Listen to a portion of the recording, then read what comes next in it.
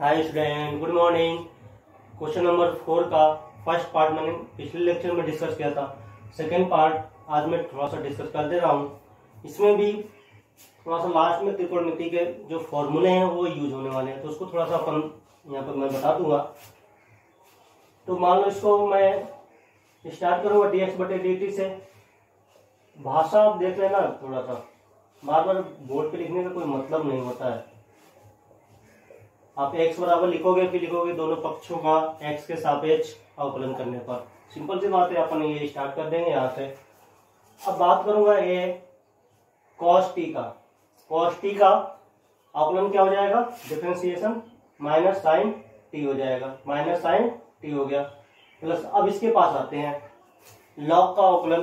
तो log का क्या होता है? 1 में tan, जो भी होगा वो नीचे आ जाएगा। इसके बाद हो जाएगा d/dx tan t/2 हो जाएगा। थोड़ा सा और आगे बढ़ जाते हैं इसमें। ये बन जाएगा अपने पास माइनस साइन t प्लस ये हो गया tan t/2। tan t/2, tan का क्या होता है? Sec square. Sec square t/2। फिर अभी भी अपना काम खत्म नहीं हुआ। यहाँ पे t नहीं है, t/2 है, तो t/2 का भी आपको डिफरेंशिएशन करना पड़ेगा। लास्ट में ये बचेगा अपने पास a minus sine t plus tan t/2। चाहो तो थोड़ा सा इसको चेंज कर लेते हैं कॉस साइन में। कॉस साइन में चेंज करूंगा, देखना आप ध्यान से। तो tan को लिखूंगा तो ये बन जाएगा साइन t/2 कॉस t/2। और सेक स्क्वायर को लिखूंगा तो क्या बन जाएगा? कॉस में चेंज करूंगा तो 1 में क्या बन जाएगा? कॉस स्क्वायर t/2 बन जाएगा। अब यहां से t/2 का अवकलन, t का अवकलन कितना हो जाएगा? 1, ये बन जाएगा 1/2। अब देखो ध्यान से, तो यहां से आपका एक कॉस गायब हो रहा है। एक कॉस क्या हो गया? यहाँ पे कॉस स्क्वायर है, तो एक कॉस से एक कॉस गायब हो जाएगा, एक कॉस बच जाएगा। 2 को आगे लिख दे रहा हूं। थोड़ा सा यहाँ पर त्रिकोणमिति के फॉर्मूले कई सारे एक साथ लग जाएंगे, तो ध्यान से देखते रहना आप सब। तो ये बन जाएगा आपका, कॉस से कॉस गायब हो गया, तो t क्या बन जाएगा? 2 साइन t/2 कॉस t/2, ये हो जाएगा। इसको ध्यान से देखो और इसके बारे में पूछो तुम क्या बन सकते हो, ये क्या बनेगा? आप थोड़ा बताओ, आप ये क्या बन जाएगा? आपके नजर में क्या लग रहा है? 2 साइन है कॉस है लिखा हुआ है, 2 साइन है कॉस है, तो क्या बनता है? साइन 2 है। क्या बनता है? साइन 2 है। तो साइन 2 है जब लिखूंगा तो इसका मतलब साइन 2, एक की वैल्यू क्या है? t/2 है। क्या है? t/2 है। तो यहां से आपका ये लास्ट में बनने वाला है a minus sine t plus 1 में साइन 2 से 2 कैंसिल हो जाएगा। क्या बन जाएगा? Sine t। क्या बन जाएगा? Sine t। अब यहां से थोड़ा सा और आगे बढ़ा जाए, थोड़ा सा और आगे बढ़ते हैं तो क्या बनेगा? एलसीएम क्या हो जाएगा? साइन t हो जाएगा। ये क्या चल रहा है अपना? dx/dt। तो साइन t एलसीएम ले लोगे, बाहर क्या है? a है, तो क्या बन जाएगा? माइनस में साइन स्क्वायर t प्लस 1 और नीचे क्या आ जाएगा? साइन t आ जाएगा। तो थोड़ा सा और त्रिकोणमिति का फॉर्मूले का देखो, तो 1 माइनस साइन स्क्वायर t लिखा हुआ है। 1 माइनस साइन स्क्वायर t क्या बन जाएगा? Cos square t। क्या बन जाएगा? कॉस स्क्वायर t बटे में क्या बच गया? Sine t। अब इसको यहाँ पे छोड़ देते हैं, बहुत ज्यादा नहीं खेलते हैं। खेलेंगे तो और कुछ बन सकता है। कॉस बटे साइन क्या बन जाएगा? कॉट कॉस t होगा। देख लेंगे थोड़ा लास्ट में। अब आते हैं y बराबर में। y बराबर में क्या थे? a sine t। इसका तो मजाक है, t के रिस्पेक्ट में करोगे तो ये मजाक है कि नहीं मजाक है? मजाक तो है, लेकिन कैसा मजाक है देखो ध्यान से। ये हो गया a साइन t, मतलब क्या हो गया? cos t। मजाक हो गया। अब मजाक होने के बाद थोड़ा सा इनको अलग अलग कर देता हूँ। सेकंड को फर्स्ट से डिवाइड कर दूंगा तो ये बन जाएगा dy/dt dx/dt। तो ये बन जाएगा a cos t, नीचे बच गया a cos square t into में साइन t, ये बच गया। तो हाँ क्या कर रहा हूं, ये था dx/dt क्या था? a cos स्क्वायर t बटे में साइन t था, बटे में साइन t था। ये हो गया। इधर से क्या आ गया अपने पास? dy/dx। इधर से देखो तो a से a शहीद हो चुका है और एक कॉस से एक कॉस भी गायब हो गया। जब तक इतना कार्यक्रम हुआ साइन कूद कर ऊपर चला गया है। साइन कूद कर इतना काम होने के बाद जब तक साइन कहा कि मेरे साथ कुछ नहीं हो रहा है तो मैं ऊपर चला जाता हूँ, ये ऊपर चला गया तो साइन बटे कॉस क्या आ जाएगा tan t। मतलब इतना खतरनाक सा देखने वाला क्वेश्चन इतना छोटा सा आंसर दे दिया। tan t बराबर क्या आ गया dy बटे dx आ गया, ये हो गया। अब आते हैं नेक्स्ट क्वेश्चन पे tan t/2। अब देखो इधर तो मजाक से ही है, ज्यादातर तो ऐसे नहीं लग रहे हैं कि सीरियस टाइप के क्वेश्चन है। लास्ट में मैंने बोला एक तो है ही एग्जाम्पल नहीं क्वेश्चन में जो है। और 5 में क्या बता दूं मैं, 5 का कौन सा बता दूं, ऊपर वाला ही बता दे जिसमें अंडर रूट लगा हुआ है, जिसमें क्वेश्चन नंबर 5 का फर्स्ट पार्ट ले लो जिसमें अंडर रूट लगा है। हालांकि ये भी केवल टाइम ही लगेगा बस, और कुछ नहीं है। cos 2 थीटा y बराबर में दिया है, मैं इसको y चेंज कर देता हूँ। cos 2 थीटा और x बराबर में दिया है अंडर रूट sin 2 थीटा। जल्दी से निपटाते हैं इनको। x बराबर लिखता हूँ, x बराबर हो गया under root cos 2 theta, x के सापेक्ष थीटा के सापेक्ष इसके सापेक्ष थीटा के सापेक्ष अवकलन करने पर 1 बटे में d theta under root cos 2 theta, ये हो गया। अब अंडर रूट का अवकलन क्या होता था अपने पास, 1 बटे में 2 अंडर रूट, ये हो गया cos 2 थीटा d बटे d theta cos 2 theta. 2 theta ही तो है, कहीं थीटा तो नहीं पता चला कि मैं मिस्टेक कर जाऊं, पूरा मेहनत किया। 2 थीटा ही है। cos 2 थीटा का अवकलन क्या होता है, cos का क्या होता है तो माइनस हो जाएगा, माइनस sin 2 थीटा बटे में 2 under root cos 2 theta square, समझ लेना cos 2 थीटा। अभी भी अपना काम खत्म नहीं हुआ है, क्यों, क्योंकि अपने पास क्या है d बटे d थीटा, ये क्या है 2 थीटा।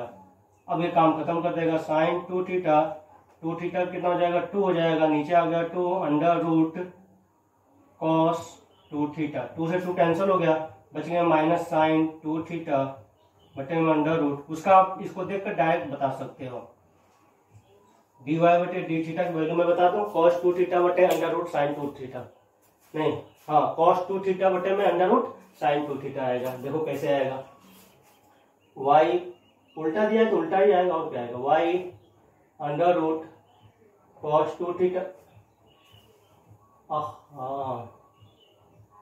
मिस्टेक मैंने कर ही दिया आखिर,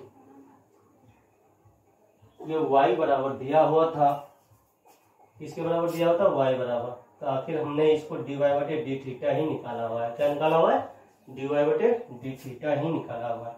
चलो कोई बात, बोर्ड पे लिखने का यही फायदा होता है, कहीं भी मैं साफ करके अपना काम कर लूंगा।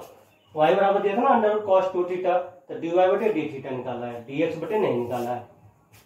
इसका मतलब हमें ये y को निपटा चुके हैं, तो x अपने पास जो है ये बच गया sin 2 थीटा, इसका करना था, कुछ नहीं है।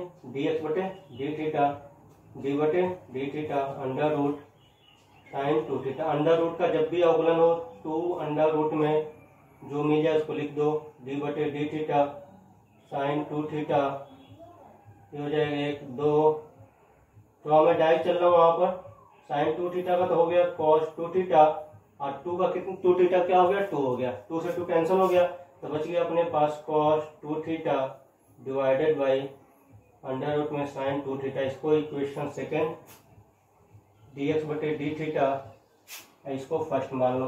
थोड़ा यहाँ पर ध्यान देना, हम ज्यादातर अपन सेकेंड बटे फर्स्ट कर रहे थे, यही तो हो रहा था, लेकिन यहाँ पर dy बटे d थीटा को पहले निकाल दिया था मैंने, तो फर्स्ट डिवाइडेड बाई सेकेंड। कुछ जादू नहीं है, ऐसा मैं नया नियम बताने जा रहा था, बस ये ध्यान देना कि दिमाग में ये बैठा हुआ था सेकेंड बटे फर्स्ट, तो इसको थोड़ा सा वेट करके देख लेना कि फर्स्ट अपना ऊपर, हमें dy बटे dy ऊपर चाहिए, तो इसको ऊपर रखना ही पड़ेगा, चाहे जैसे रखो।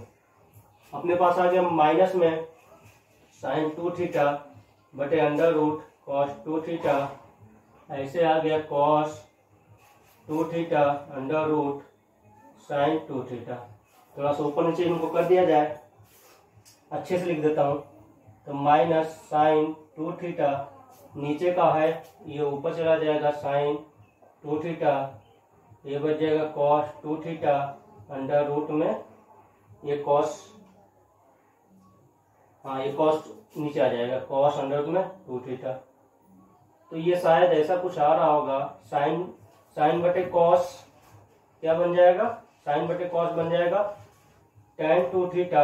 ये भी अंडर रूट में क्या बनने वाला है, tan 2 थीटा। देखो तो अंडर रूट में साइन बटे कॉस, तो ये बन जाएगा। इसको थोड़ा सा अच्छा से लिखा जाए जो हमें समझ में आ रहा है। tan 2 थीटा को लिख सकता हूँ 1/2, अंडर रूट को क्या लिख सकता हूँ 1/2।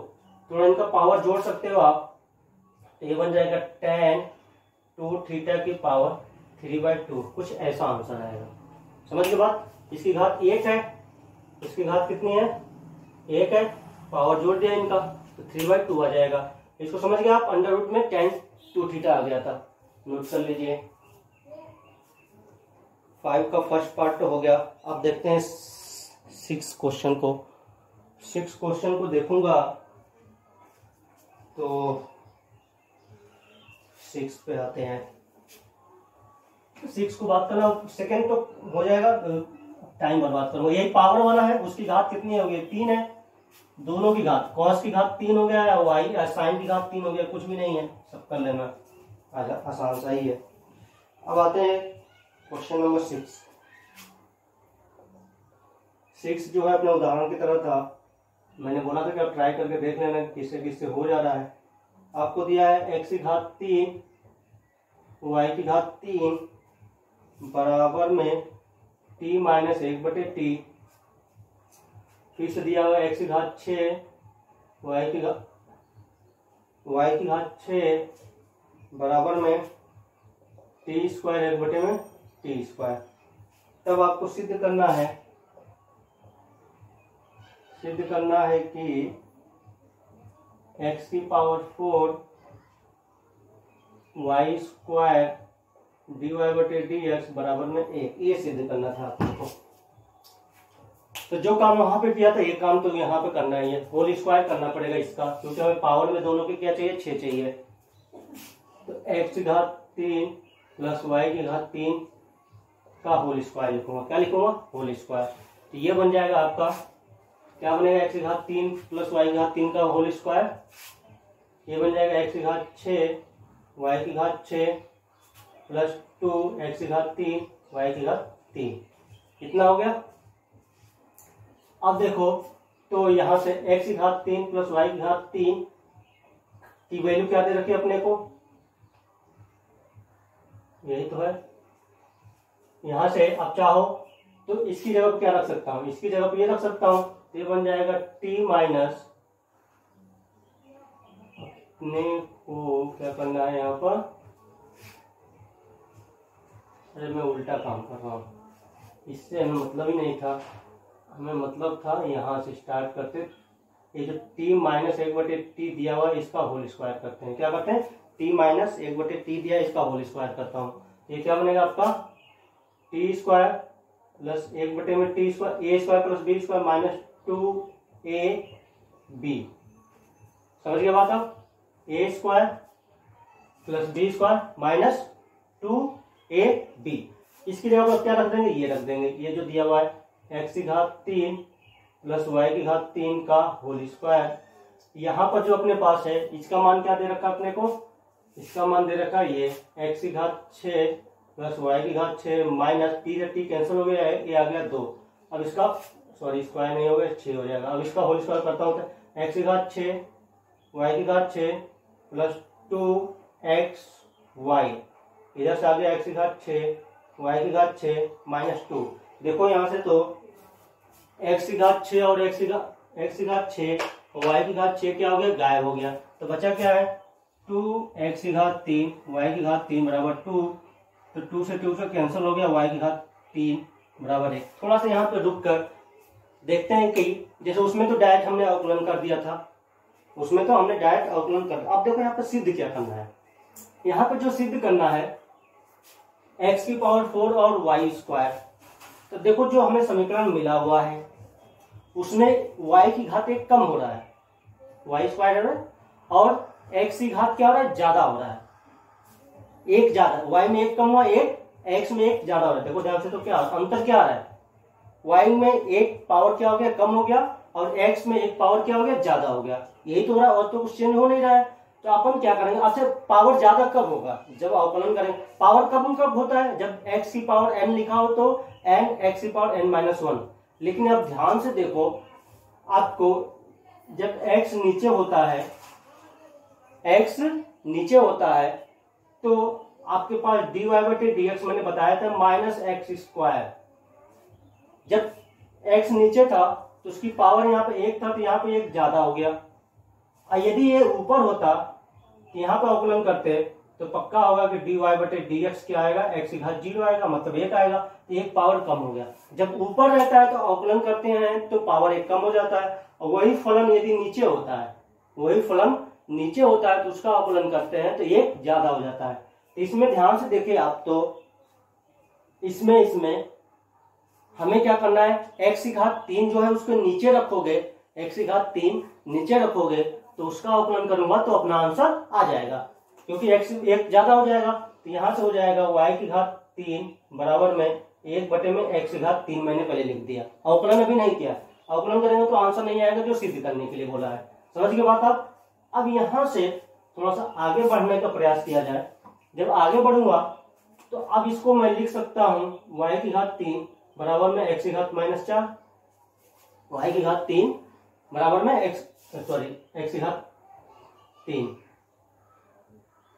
x⁻3 ऊपर लेके लिख दिया। अब अवकलन कर देते हैं, दोनों पक्षों का x के सापेक्ष अवकलन करने पर, दोनों पक्षों का x के सापेक्ष अवकलन करने पर।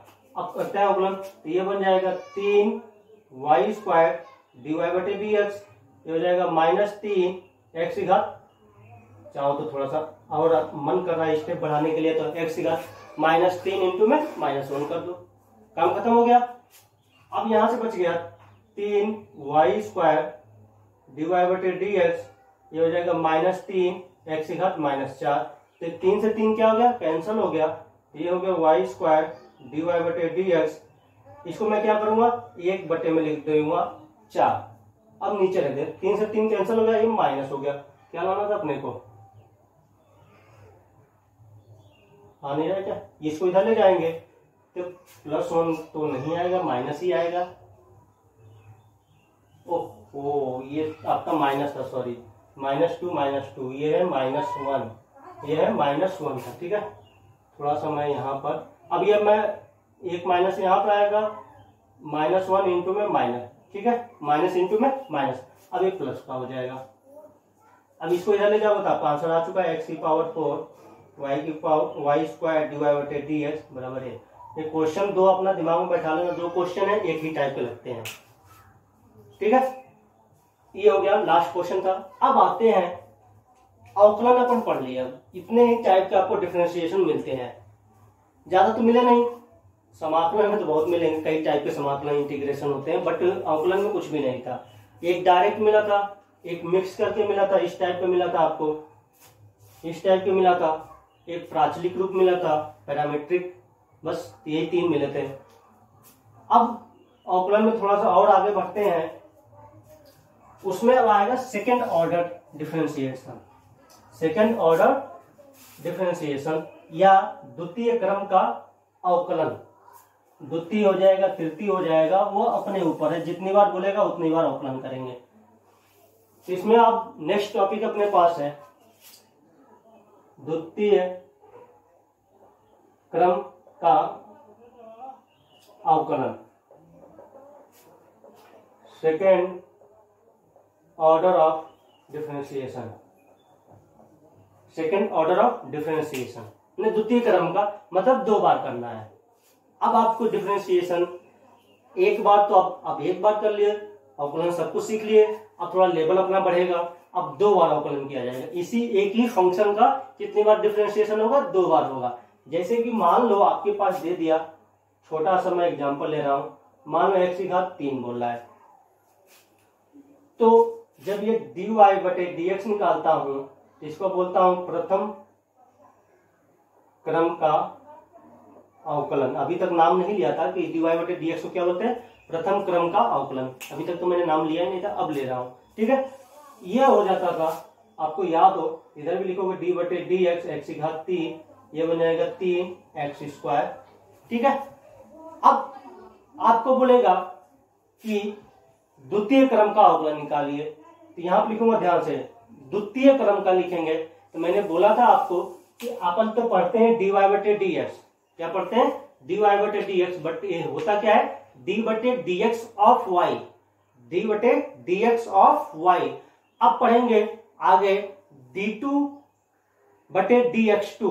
देखो क्या करूंगा, अब द्वितीय क्रम को क्या मतलब, ये dy बटे dx हो गया प्रथम क्रम का, द्वितीय क्रम को लिखने का तरीका क्या है कि d2y बटे dx2, लेकिन है क्या रियल में d2 बटे dx2 ऑफ y, d2 बटे dx2 ऑफ y। समझ गए बात आप। अब ये प्रथम क्रम का हो गया, यहां पर या तो सिंपल से देखो d² लगा x² लगा है, d2y बटे dx2। अब यहां पर आते हैं d बटे dx, देखो इसका नहीं निकालना है, आपको स्टेप बाय स्टेप चलना है इसमें। ऐसा नहीं है कि इसका d2 निकालना है डायरेक्ट, इसका डायरेक्ट तो निकलेगा ही नहीं, पहले निकलेगा dy, फिर निकलेगा d2। जब x की घात 3 का बोलेगा कि द्वितीय क्रम का अवकलन ज्ञात कीजिए, क्या बोलेगा का द्वितीय क्रम का अवकलन ज्ञात कीजिए। आपसे बोलेगा कि y बराबर x की घात 3 का द्वितीय क्रम का अवकलन ज्ञात कीजिए, तो वहां पर आप डायरेक्ट d2y बटे dx2 नहीं निकालोगे, पहले क्या निकालोगे, फर्स्ट स्टेप क्या रहेगा dy बटे dx होगा, क्या होगा dy बटे dx होगा। उसके बाद फिर मैं d2y बटे dx2 निकालूंगा, तो ये बन जाएगा d बटे dx। अब ये इससे बात न करके ये इससे बात करेगा, ये क्या जो बचा है dy बटे dx में, टोटल जो dy बटे dx में आ जाए, d2y बटे dx2 निकालूंगा। बट आपको पता होना चाहिए कि वो d2y बटे dx2 किससे बात करेगा, dy बटे dx से बात करेगा, dy बटे dx से बात करेगा। समझ के बाद थोड़ा सा और अच्छे से लिखने का मन कर रहा हो तो d2y बटे dx2 को ऐसे भी लिखा जाता है d बटे dx ऑफ dy बटे dx, ऐसे बात करते हैं।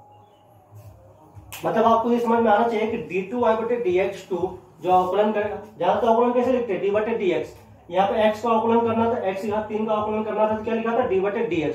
तो d2y बटे dx2 किससे बात करने वाला है, d बटे dx ऑफ dy बटे dx।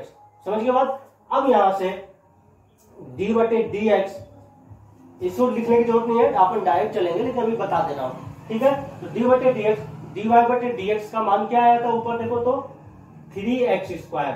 यहां से जब अवकलन करेंगे तो 3x² का अवकलन क्या हो जाएगा 2x की घात 1, तो ये दे दिया 6x आ गया। तो अपने पास ये क्या आ गया d2y बटे dx2। मान लो आपको बोले ये चलेगा मिलेगा, मैक्सिमम और मिनिमम निकालना होता है, महत्तम और मिनिमम निकालना होता है, तो आपको मिलेगा अनुप्रयोग में, इस 8वें चैप्टर में अवकलन के अनुप्रयोग में, तो वहां पर आपको मैक्सिमम मिनिमम निकालना होगा, तो ये इसका यूज होगा, d2y निकालना पड़ेगा, d3 तक निकालना पड़ता है, d4 तक निकलवाया है। समझ गए बात अब। तो आपको नया कुछ भी नहीं करना है। मान लो आपसे बोल दे कि d3y dx3 निकालो, d3y बटे dx3 निकालो, d3y बटे dx3 निकालो, तो ये किससे बात करेगा d बटे dx, किससे बात करेगा d2y अपॉन dx2 से बात करेगा, d2y अपॉन dx2 से बात करेगा। तो ये बन जाएगा d बटे dx, d2y बटे dx2 की मान क्या आया था 6x आया था, यहां से 6x का अवकलन कितना हो गया, ये बराबर कितना हो गया 6, ये कौन आ गया d3y बटे dx3। इसको बोलेंगे तृतीय क्रम का अवकलन। ठीक है, तृतीय क्रम का अवकलन। चतुर्थ क्रम का भी अवकलन निकाल सकते हैं, फोर्थ ऑर्डर निकाल सकते हैं, ये सेकंड ऑर्डर हो गया, ये d3 क्या हो गया थर्ड ऑर्डर डिफरेंशिएशन हो गया, और फोर्थ ऑर्डर भी निकाल सकते हो। तो फोर्थ ऑर्डर में लिखूंगा तो देखो ऐसे लिख दूंगा d4y बटे dx4, इसको ये किससे बात करेगा d बटे dx, इसके पीछे बात करेगा d3y बटे dx3। तो कितना आया था d बटे dx, केवल 6 आया था, केवल देखो यहाँ क्या आया 6 आया, तो 6 का अवकलन क्या हो जाएगा 0 हो जाएगा। इसको क्या बोलेंगे, fourth order of differentiation, fourth order of differentiation. समझ के बाद ऐसे स्टेप बाय स्टेप करना है। मतलब आपको D4 बोल देगा, आप डायरेक्ट D4 नहीं निकाल सकते हो। D4 बोलने का मतलब वो इनडायरेक्टली आपसे क्या बोला, dy निकालो, D2 निकालो, D3 निकालो, तब क्या निकालोगे, D4 निकालो। ये है, इसमें कोई परिभाषा नहीं है, नहीं परिभाषा है, बस ये समझने वाली बात है, नोट कर लो। अब बात करेंगे कुछ क्वेश्चन पे। क्वेश्चन पे बात करूंगा तो अब देखो कुछ तो है तो नहीं, बहुत कुछ इसमें देखो तो बस इसमें एक टाइम लगेगा। क्या लगेगा, टाइम लगेगा। तो देखो तो एक तरह से देखो तो x की पावर 20 का मैं बता चुका हूँ। फर्स्ट जो है मैंने यहाँ पे x की घात 3 लिया है, वो सेम काम इसमें करना पड़ेगा। थोड़ा सा एक आध तो बता दे रहा हूँ, ज्यादा नहीं बताऊंगा, फिर नेक्स्ट लेक्चर में जल्दी से इसको निपटा देंगे। आगे का है मस्त, इसके बाद जो पर्सनॉलिटी आएगी। अब इसमें अगर जो आप देखो उदाहरण नंबर 19 में, उदाहरण नंबर 19 का एक क्वेश्चन अभी जल्दी से मैं डिस्कस कर दे रहा हूँ। 19 का फर्स्ट पार्ट नहीं बता रहा हूँ, सेकंड पार्ट ले रहा हूँ। आपको y बराबर में दिया हुआ है x की घात 3 log x। क्या बोला इसका, निम्न फलनों के द्वितीय क्रम के अवकलन ज्ञात कीजिए। द्वितीय क्रम के अवकलन मतलब सेकंड ऑर्डर ऑफ डिफरेंशिएशन बोला है, सेकंड ऑर्डर का डिफरेंशिएशन ज्ञात कीजिए। तो आपको यहां से पहले फर्स्ट क्या करना पड़ेगा, dy बटे dx। यहां पर लिखोगे कि दोनों पक्षों का x के सापेक्ष अवकलन करने पर, दोनों पक्षों का x के सापेक्ष अवकलन करने पर dy बटे dx हो गया। यहां से हो जाएगा d बटे dx x की घात 3 log x। अब यहां से क्या हो जाएगा, दो फलनों का गुणनफल का फॉर्मूला लगाएंगे, x की घात 3 d बटे dx log x d बटे dx x की घात 3। यहां से हो जाएगा x की घात 3 log x का क्या हो जाएगा, 1 बटे x हो जाएगा। इधर बात करेंगे तो ये हो जाएगा log x इंटू में x की घात 3 का क्या हो जाएगा, 3x स्क्वायर। थोड़ा सा इसको हल किया जाए तो ये बन जाएगा x स्क्वायर, 3 को आगे रख दो, x स्क्वायर log x। ये क्या आ गया, dy बटे dx का। ठीक है, इसको समीकरण 1 मान के बोलना, समीकरण 1 के दोनों पक्षों का अवकलन करने पर। आप सेकंड की बात कर लो, क्योंकि हमें द्वितीय क्रम का बोला है, तो आप क्या करोगे, यहाँ पे लिखोगे समीकरण 2 का x के सापेक्ष पुनः, दोबारा कर रहे हैं ना, पुनः अवकलन करने पर,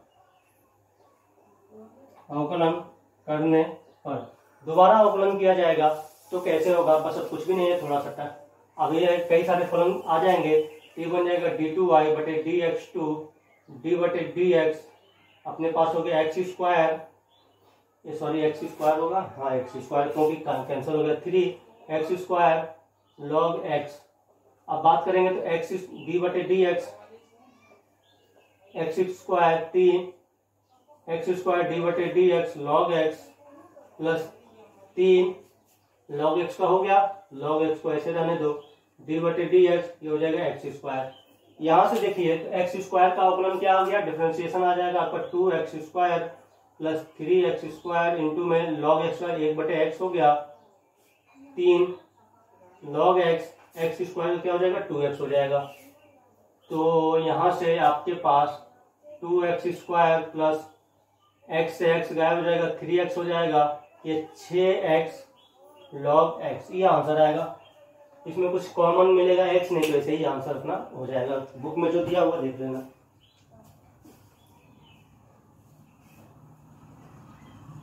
सेकंड में इसने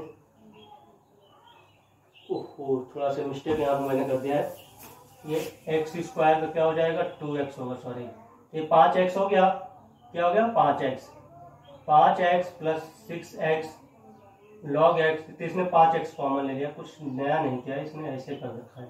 ठीक है, ये हो जाएगा। अब नेक्स्ट आप ट्राई कर लेना, जो मुझे लगेगा मैं बता दूंगा। Bye bye.